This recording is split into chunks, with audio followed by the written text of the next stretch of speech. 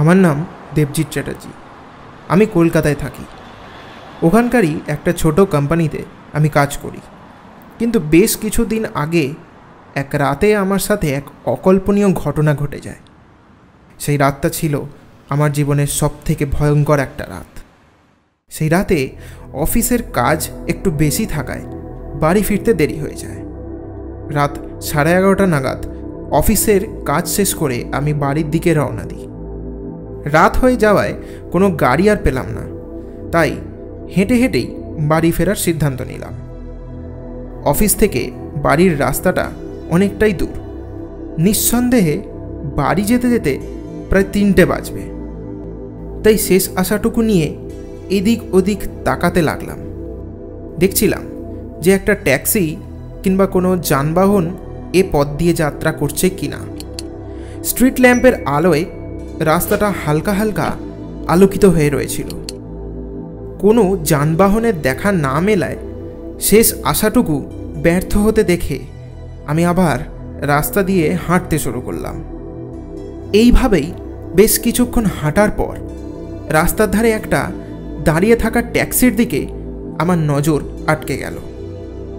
ট্যাক্সিটাকে দেখে আমি খুবই উৎসাহিত হয়ে পড়েছিলাম।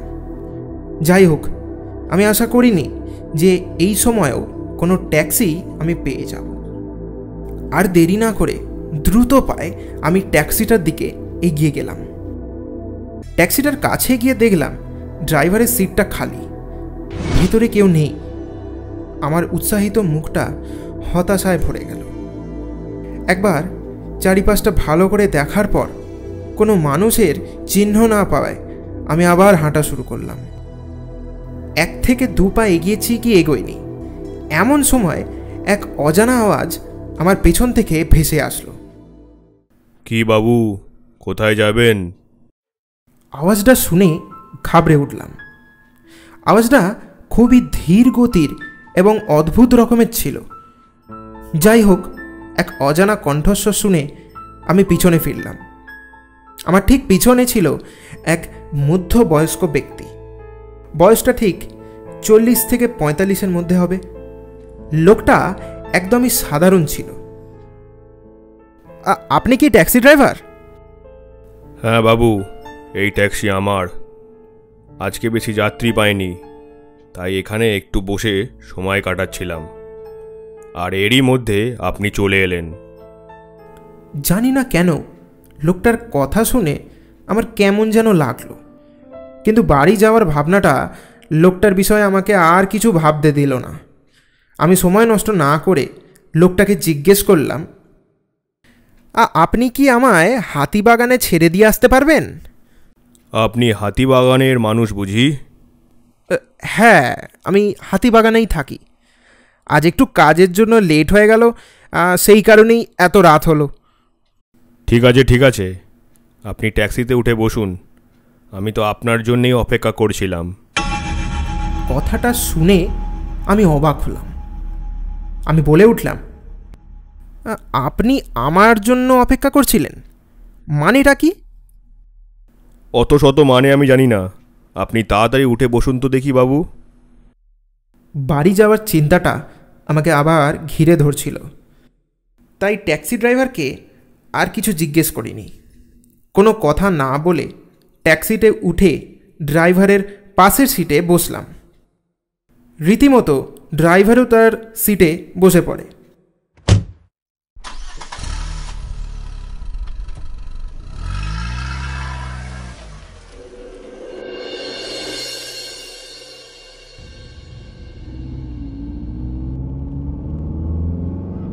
কিছুটা রাস্তা অতিক্রম করার পর আমার চোখটা লেগে আসে এবং আমি ঘুমিয়ে পড়ি।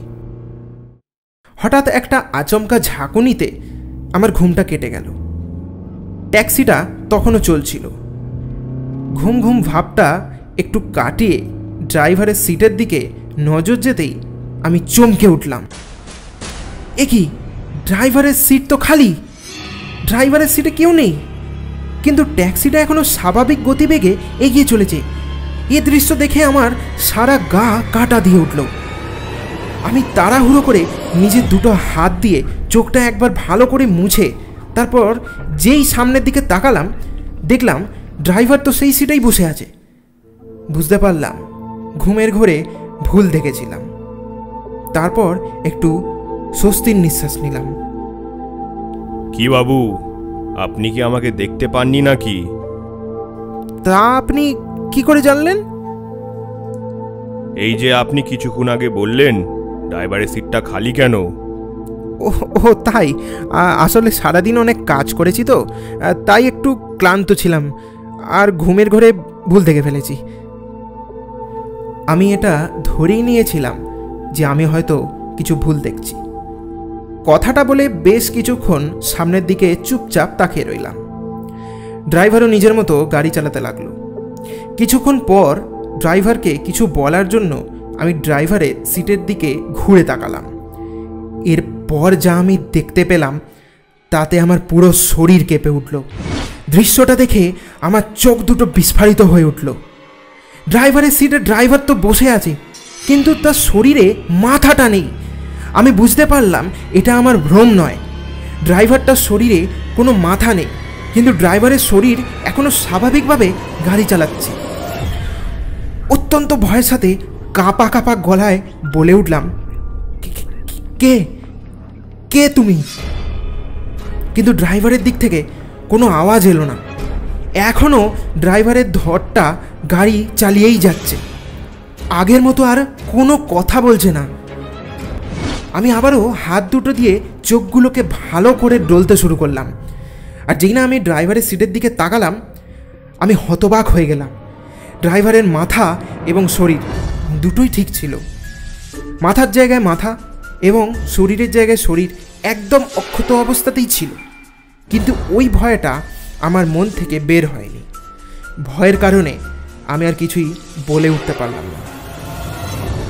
এক দৃষ্টিতে আমি ড্রাইভারের দিকে তাকিয়ে থাকলাম, কিন্তু ড্রাইভারের দিক থেকে আর কোনো আওয়াজ আসছে না।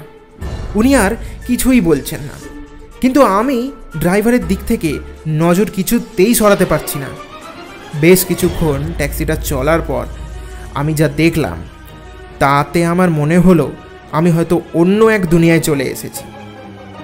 ড্রাইভারের মাথাটা বলের মতো ঘুরিয়ে আমার দিকে তাকালো। মাথাটা এমনভাবে আমার দিকে ঘুরল যেন মনে হলো শরীরের সাথে মাথার কোনো সংযোগই নেই। ড্রাইভার আলতো হাসির স্বরে আমাকে বলল, কি বাবু, আপনি সব দেখে নিয়েছেন বুঝি?